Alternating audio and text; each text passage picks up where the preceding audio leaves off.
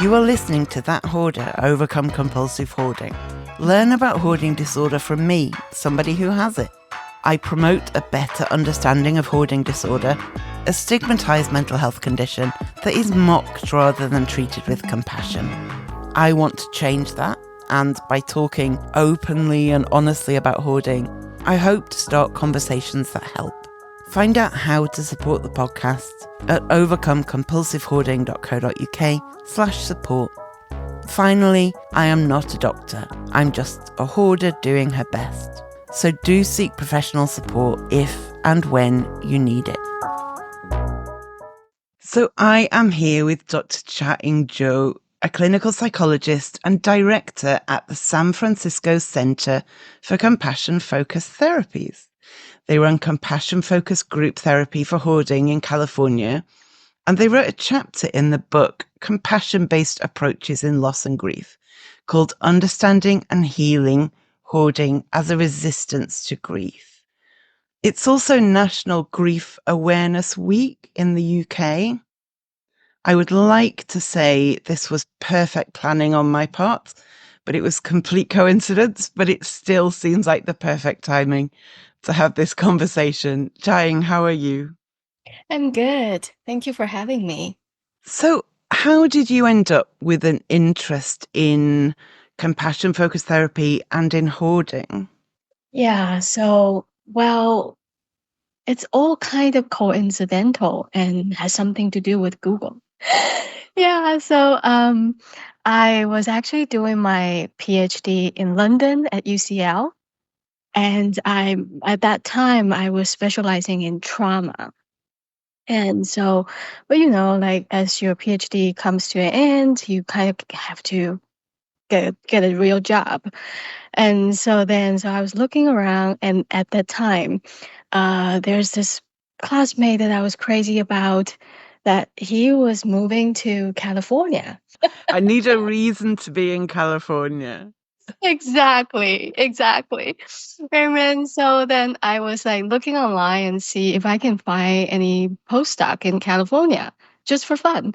And then so I looked and I saw UCSF was having this position. It's like a 3-year postdoc, and it's a research, and they'll teach you how to do groups to work with people who hoard.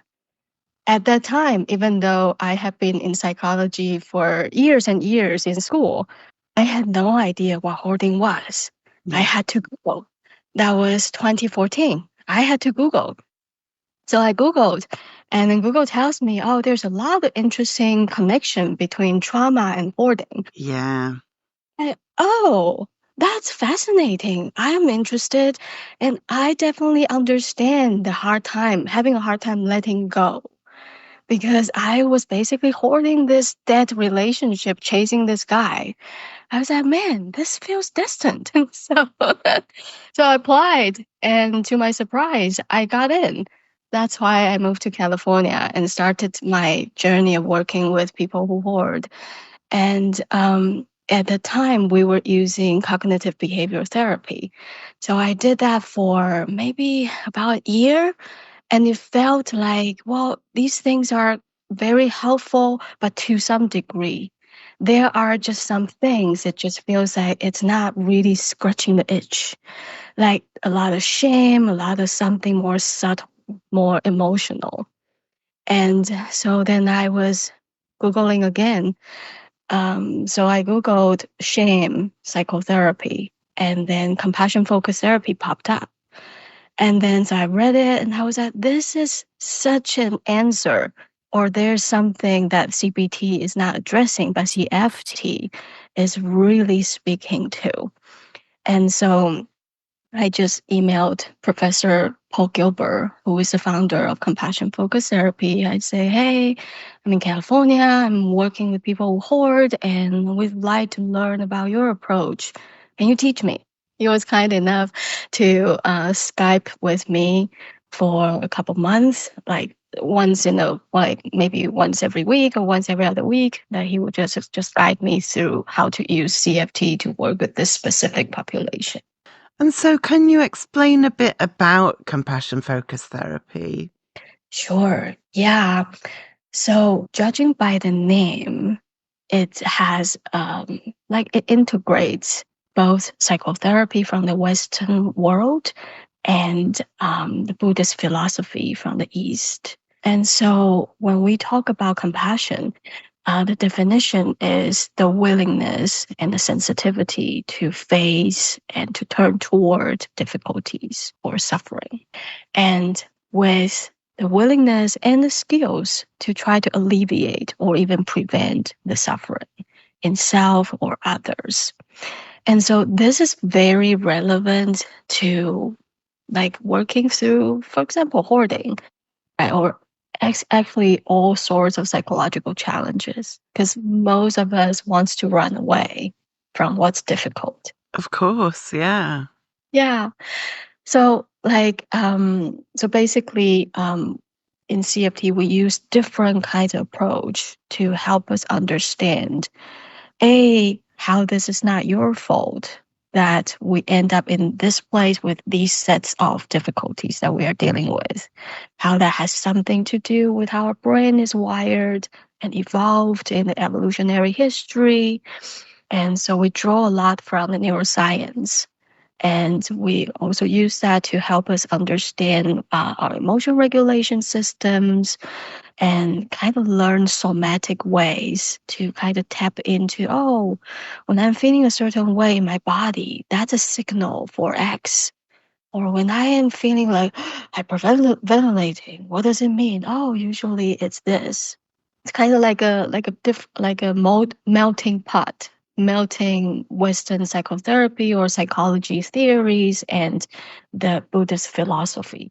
And you talk in the chapter about 3 flows of compassion: giving compassion to others, receiving compassion from others, and directing compassion to ourselves. Why are most of us so much better at giving compassion to others than at receiving it or directing it to ourselves? And how can we become more able to receive it?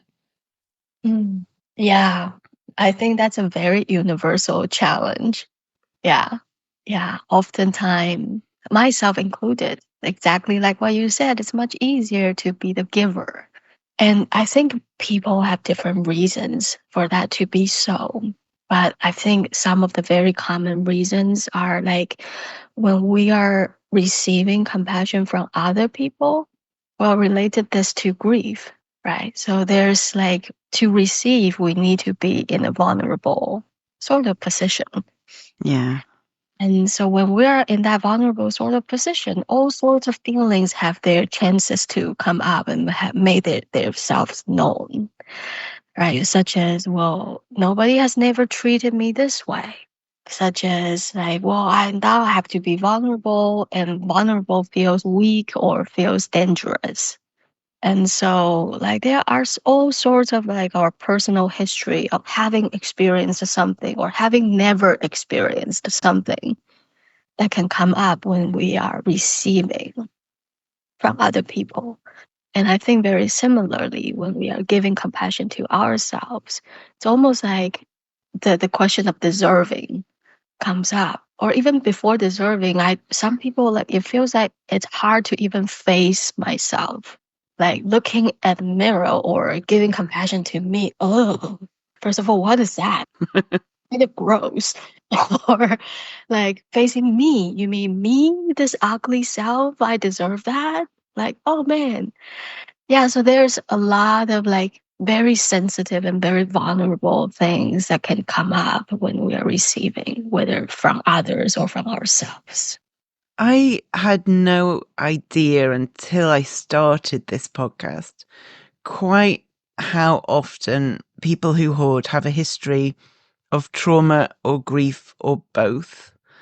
When did you first make that connection in your work? Yeah, I think it's kind of through the early days of running a lot of hoarding groups because people keeps talking about something that they lost. Mm, And even when they're not talking specifically about like a relationship or a person that they lost, there's even this sense of like regret.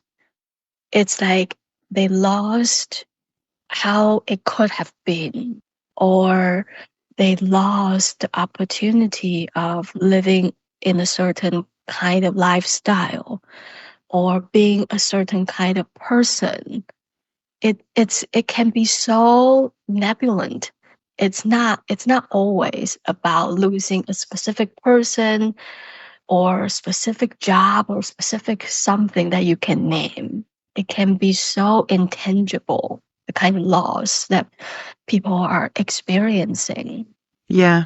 Yeah, I recognize that.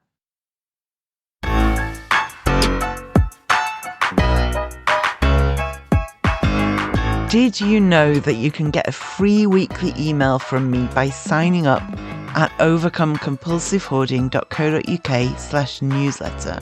You also get a bonus printable with a series of questions that are helpful to ask when you're trying to make decisions about your stuff, all for free. Sign up at overcomecompulsivehoarding.co.uk/newsletter and you'll get a link to the printable in your inbox. Thank you.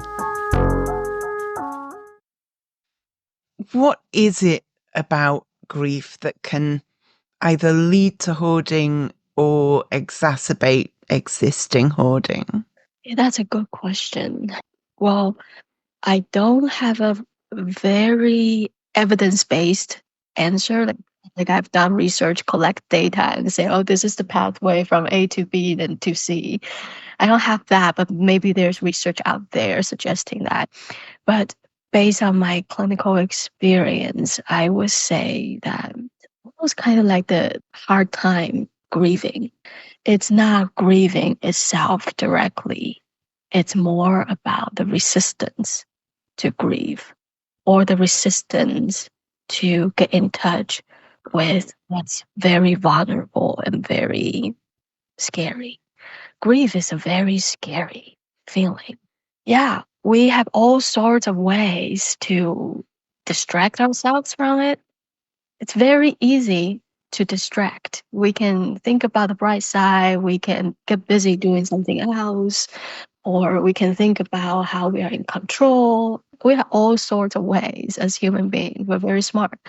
We're not even intentionally trying to distract ourselves. It just happens.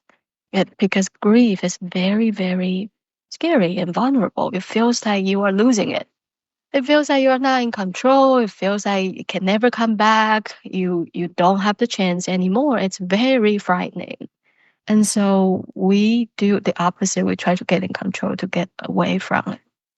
And so a lot of times we see that, like, if you ask people why you keep a certain things, and the more obvious ways that people can answer, or the more obvious way to see the connection between grief and hoarding, is when they say, oh yeah, these are my dead family members stuff, or these things reminded me of something in the past, like I had a career like as a teacher, so these are all the our materials or students letters to me, or I had younger children but now they're all out and about being adults, and so these are all my children's stuff. So these are kind of like more obvious links between grief or loss and hoarding, but they are also something so subtle. It's like, for example, these kitchen gadgets. Like we have fancy kitchen gadgets.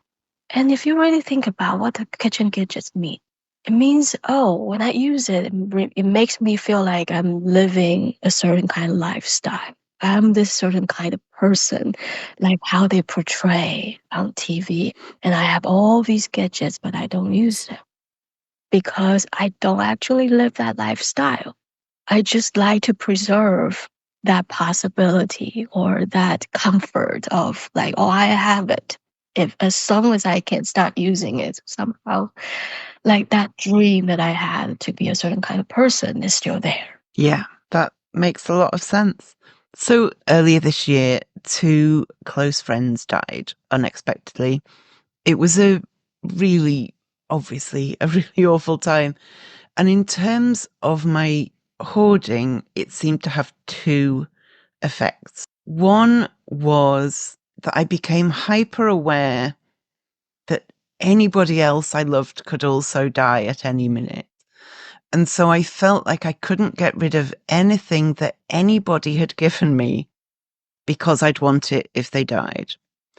But the other kind of opposite effects that it also had was that it really forced me to realize that however much I've spent years convincing myself that all the stuff is protective and keeps me safe, it did not protect me from the pain and distress that that caused.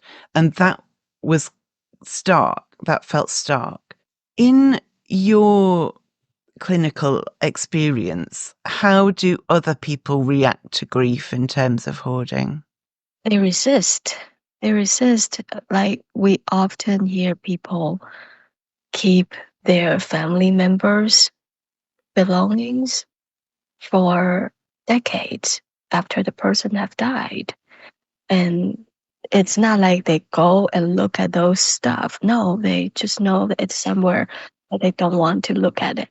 And so that to me is like, I, in my mind, want to still preserve as if the person is still alive, even though I know the person is not alive.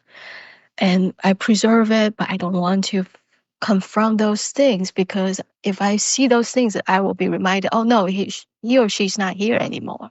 So it's a very kind of ambiguous way of preserving the existence of something that's in one reality is already gone. And so we don't want to be in touch with those feelings.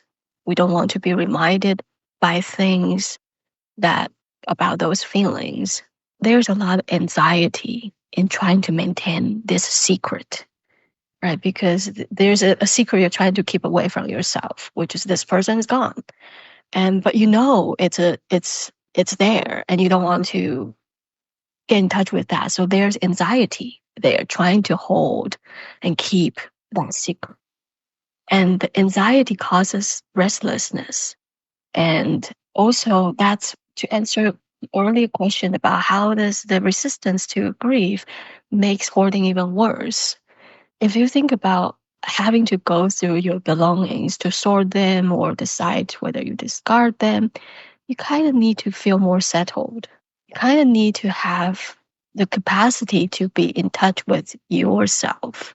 And if we have this big secret or this big something, emotion there that we don't want to face, we can't really sit down and go through anything or even do something that's kind of productive. Right. And so we see people churning. We're like touching this, touching that, but nothing really gets done because we can't face ourselves. Because once we face ourselves, the grief is so strong, or the emotions are so strong, we just can't cope. Yeah. I've had a lot of grief in my life and a complicated relationship with death since I was young. But one thing I'd forgotten that became quickly very clear again this year was how weird grief is. You think it's mostly about being very sad, and there is a lot of being very sad, but I'd forgotten how furious you can be, or how impatient you can be, or how brittle you can be. Or indeed, the day I rang my doctor and said, I thought you should know I have now entirely lost my mind. And she was very nice and reassured me I hadn't lost my mind. I was just grieving, and she was great. But one thing, when I was flung back into it this year and reminded that grief is weird and unexpected, as well as harrowing and sad, I'm glad that I also remembered that there's not a whole lot you can do about which emotion is going to overwhelm you on any particular day. So I did my best to just feel whichever emotion I was feeling, just experience it and breathe. But because the feelings around grief, as you were saying, are often unpleasant, and because it can feel like you're not being yourself, I don't like being a snappy person or an angry person, but I was. We can also resist them and fight them. And you talk a lot in your chapter in the book about that resistance and avoidance. So, how do you work with somebody who is really resisting all of those unpleasant but also complicated feelings and reactions? Yeah, that's a good question. Very good question. So, if we think about there's something that's hard or dangerous that we have to confront, right? Then, say you're going for a hike and you know the hike is going to be hard. So, you try to be prepared. You try to prepare yourself mentally. You try to bring enough water. You bring the right shoes. You do whatever like tangible preparation and intangible preparation you can. And then you go on the hike and you even have some like encouraging self talk, and you even have like some strategies like how about like we do this for like just 1 hour or half an hour, and then we rest, we take a break, we sip some water, have a snack, take pictures, and then we do a little bit more. Yeah, so it's kind of like that, but like of course it's so easy now than doing. So what it looks like in terms of the kind of preparation, it's almost like in psychotherapy, we have this term called resourcing. So we want to prepare ourselves. We want to get resources internally. We want to like maybe build some kind of friendliness in our heart. And this is hard because, like we were talking about earlier, it's very hard for people to be compassionate to themselves. So how about we start from imagining like a cute dog, a very like nice and very strong but friendly dog as your imaginary companion, compassionate companion. Imagine this dog, or for some people, you can imagine a friend that they have got unconditional love with, whether it's a human or a dog or even a nature element. Let's imagine that we have this being in our mind, and let's kind of like get used to, get familiar with that feeling and being supported by that being as we go through like maybe minor challenges in the days, like getting a grocery line and like it's too long and get super frustrated. Let's bring a support animal, emotional support animal, like this imaginary one in the grocery line. Imagine, oh, how this interaction helps you to feel more open, more relaxed, more calm. And then we train the relationship internally to be a more supportive ones. And then that's one of the tools we need when we go to the grieving hike. And so that we are more confident relatively to do a little bit. Yeah. And like what you said about like being mentally prepared to know, hey, it's okay.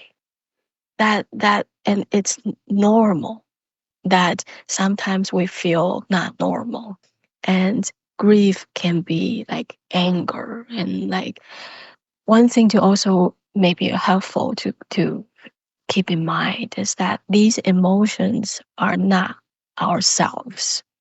So these are parts of ourselves that can be fleeting, or even if it's not fleeting, it's a persona in us. It's just like when we go to work, we have a certain persona. When we are at home, when we are with our siblings, when we were with our dog, we have different personas. It's just like that. But none of these is like my quote unquote true self. It's just part of the true self. And so we can be super angry. And that's fine. That's my angry self. And the angry self gets to have its space. And we know that it's not going to stuck there forever. And all these things, it's kind of like a flow. It kind of ebbs and flow. Yeah.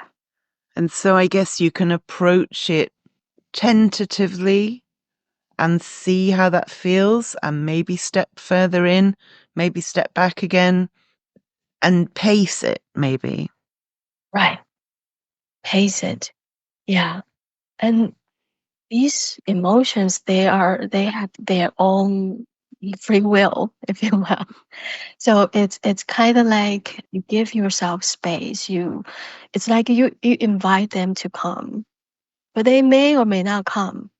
But you use that time as kind of like a me time, right? Like that's my me time. And in this me time, I welcome any part of me that wants to show up. Maybe today it's actually the happy me that shows up. And maybe tomorrow it's the angry me, the furious me. How dare this person died? What does this leave me? Like, oh my God.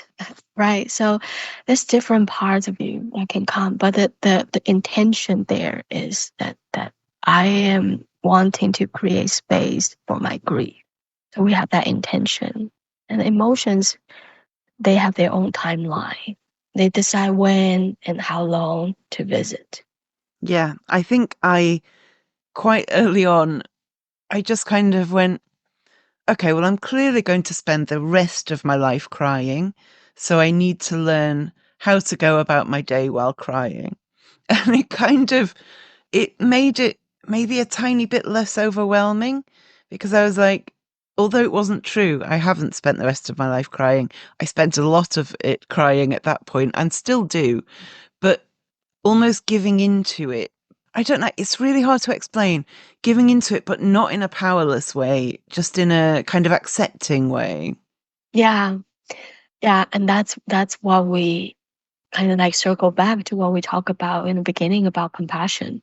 It's like you lean toward the quote unquote suffering. And then once you really accept it, it actually is a very lovable part of yourself. It's this part of you that cared, and therefore they're sad. I kept telling myself it only hurts this much because I loved them this much. Yeah. And that was quite comforting in a strange way. Right. Right. One thing that I sometimes have the fortune to experience myself is that when I really allow myself to not fight the grief. So when I really allow myself to not fight the grief and allow the grief to take me to the different kind of like landscape it wants to go with me, I come out with joy. It's joy and love. Joy, not like happiness. Joy in the sense of like I live so fully, and it's with such gratitude that I get to love. And all of this is about love. Yeah. But it's so scary. It's so scary because that beginning part of the hike is that, oh no, I'm not going there. This is a mistake. This is a mistake. Something's gone wrong. I must try to be happy. And I'm aware I'm talking like I handled it beautifully. I didn't handle it beautifully. I was a lot better than with previous experiences of grief at letting myself feel whatever I was feeling. But that's not to say I was a paragon of healthy. I also went back to work too soon because I needed 8 hours of the day where I wasn't thinking and all of that kind of stuff. Because this is super hard. So if people have experienced grief, whether that's recently or a really long time ago, because it sticks around, and they feel like that might be connected to their hoarding behaviours, what can they do? If you're enjoying the podcast, if you're learning new things, and if you want to show your support, you can become a de-hoarding darling. De-hoarded darlings get exclusive access to extra insights, recommendations, a Spotify de-hoarding playlist, and additional answers from interviewees. Find out everything you need to know at overcomecompulsivehoarding.co.uk/darling. I think one is to understand and to not fight the fact that for some kind of grief, it's a lifelong process. Yeah. So I don't mind sharing that my dad passed away 20 years ago. 20 years ago, I am still experiencing grief sometimes. It comes in waves. It's not always there every single day, but sometimes it just comes and you don't know, whoa, what's going on today? What reminded this to occur? But it wants to come. It wants to come. And then see those as kind of like welcome that and open your door for that. And don't feel like when I want to live my life only in this happy way, this smiley way, positive way, but actually, no, something wants to come through, and you need to collaborate with that and see what kind of healing it's taking you to, or what other chapter it's helping you uncover. Kind of like it's a creative process. You allow your emotion to co-create with you in your internal space. I love that. So you allow your emotion to co-create with you in your internal space. I love that. Thank you. Thank you. Yeah. Yeah. And so it takes courage and faith. It takes courage and faith. And so like we were asking like how, like with people who experience hoarding, right? Especially how do you work with grief? And I think that it's kind of coming back to that baby step approach of like, okay, recognize and accept where I am now with my emotions, grief or otherwise, right? If right now I am very scared of my emotions, okay, that's where we are. There's no judgment. That's just where we are. And that's where we begin. And so if it's fear about my emotions, then we like examine that fear and get in touch with that fear. It's almost like seeing that fear as a little child. It's very scared. I know something's there. I don't want to go there. It's very scary. It's overwhelming. All right, little child of fear. Okay, let's see what you need. How can we take care of you? Oh, okay. Maybe you want to have somebody on the phone with you. They maybe not saying anything, but you just know that they are there. Okay, can we have that kind of person? Or maybe you want to just do a little bit, like 1 minute, be in touch with that fear for 1 minute, or be in touch with whatever emotion the fear is feared about for 1 minute. Yeah, so we baby step and always accept where we are and start from there. Because adding shouting at yourself for where you are to all of the rest of the fear and the sadness and the all of that doesn't make our lives any easier, does it? Mhm. Actually, yes and no. I'm gonna play devil's advocate because there are good reasons why people do that. And there's so many people who are doing that. Must be for good reasons. And so like we often ask people, so you have this internal critical voice in you. And so let's talk about how what the voice tells you and the kind of harsh tone and manner it's shouting at you. Like, man, that's mean. Should we invent a pill and get rid of it forever? Some people say, oh, maybe not. Right? Because people believe that if they are harsh to themselves, some things will finally get done. Or if I'm mean enough, then I'll finally get my act together. Or even if you don't believe that, but somehow when we are scared, when we are feeling out of control, that voice is almost like an internal authority, makes us feel like we are powerful again just by pointing out like you should have known this, I told you. It's as if, oh, a part of me knew, so I wasn't totally lost. Yeah, so there's a false sense of security from that being like from that part of ourselves of being harsh to ourselves. So yeah, I think that some people kind of like needed to find like a replacement before they can have this character retire.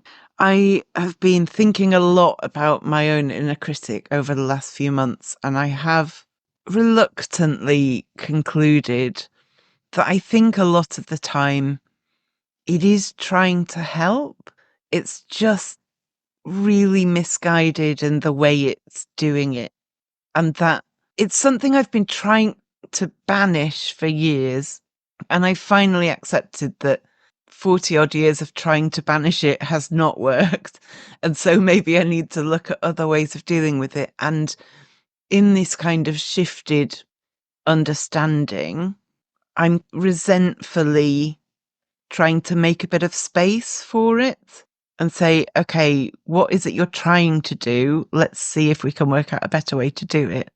That kind of thing. But it's hard and I don't like it, but I'm trying. Yeah, yeah, so appreciated. And I believe you, it's extremely hard. And I don't know if I don't think this is everybody's case, but often or sometimes it's also grief related. Because if you imagine that like all of these different parts is basically they are bundled together, and so they are you and you're them, and then they can't get rid of you. You can't get rid of them, right? And so there's a part of us that is so frustrated with how things have gone in our life. And then they can say, okay, goodbye. I'm going to start my own life without you because I know better. You know now as well. But they are bundled together. So they are angry with ourselves. They are like, I'm so frustrated. You should have known better. Like we could have different kind of life. We could have not lost that opportunity or that whatever. Right. So maybe there's also grief in the critic that just needs to be heard. And some, like you said earlier, part of the grief is like furious. Sometimes anger is in that in the package of grief too. So maybe there's that the inner critic needs to be heard about what they're angry about, what they're sad about. Now, I ask guests an extra question for. This is the bit where I ask guests an extra question. It's sometimes a slightly silly one. And Hoarding Darlings get access to this extra question and the answer. If you would like to become a Hoarding Darling to get access to the extra question and some extra stuff from me every month, go to overcomecompulsivehoarding.co.uk/darling. So, Chia-Ying, thank you so much. That's been such a valuable and insightful conversation. If people want to find you online, if they want to find out more about your work, about your groups in California, where can they do all of that? Yeah, thank you for asking. They can go to our website. It's sfcompassion.com. And so one of our main specialties is hoarding. And so even though we only take therapy clients who are based in California and soon in Ohio, we can see clients in Ohio, but we often have workshops that are open to anybody anywhere in the world using compassion focused approach. Yeah, so we have workshops, we have support group, peer-led support group that's also open worldwide to anybody. So check out our website, and also you can follow us on Instagram, Facebook, or X. We have a hoarding specific Instagram account called Better Treatment for Hoarding, and we also have a more general, just compassion focused therapy and therapy account called SF Compassion. And these are on Instagram, Facebook, and X. And finally, if you would like some more self-help resources, conversations about hoarding, you can find my YouTube channel. It's Dr. Chia-Ying Chou on YouTube. Yeah, so those are ways to find us. And I will link to all of those in the show notes so people can click through. Thank you so much. That's been brilliant. Thank you so much. Yeah, I really thoroughly enjoy our conversation. Thank you. It's the bit where that hoarder shouts out someone wise. So shout out this week to the Financial Confessions podcast, where Paige Pritchard, who you may remember is a former guest on this podcast, is talking about the way we use I deserve it as a justification for overspending. Have a listen. This mindset is one of, I would say, the main mindsets that people tell me all the time gets them to do a lot of overspending, which is the mindset of just like, I deserve it. I deserve it. I deserve it. Which, yes, of course, all of us deserve all the goodness that there is, right? But to your point, I think it's redefining what good actually is. Like, what's good? What is the best thing for me? And it doesn't mean that we can't have some, guilty pleasures kind of baked in, but it's also like when you keep telling yourself, I deserve it for every little thing, right? It's like, that's your justification for spending money that, just like spending money on impulse, overspending, that's going to create all of these other ripple effects in your life. And that's the justification that you're using of like, I deserve it. It's kind of like, well, you also deserve a solid financial foundation. You also deserve not to be stressed about your financial situation all the time. You also deserve all of these other things that this purchase and all the other purchases that you're justifying under I deserve it are working against. So that's a huge mindset. Like just I think on TikTok, they call it like the little treat culture, kind of like I deserve it mindset. But that's a huge mindset that I see all the time that causes a lot of shopping and overspending.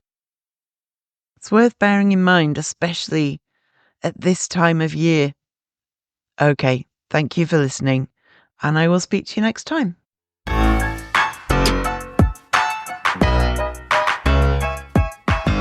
Thank you for listening to that Hoarder Overcome Compulsive Hoarding podcast.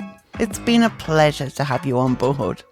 You can find all the links I've mentioned and a transcript of the episode online at overcomecompulsivehoarding.co.uk. To find out more about how you can support this podcast and the overall project, go to overcomecompulsivehoarding.co.uk/support and do subscribe to the podcast so you make sure you don't miss any future episodes. There may be links in this podcast that earn me money. This doesn't come at any extra cost to you if you make a purchase through those links, and it helps to support the podcast.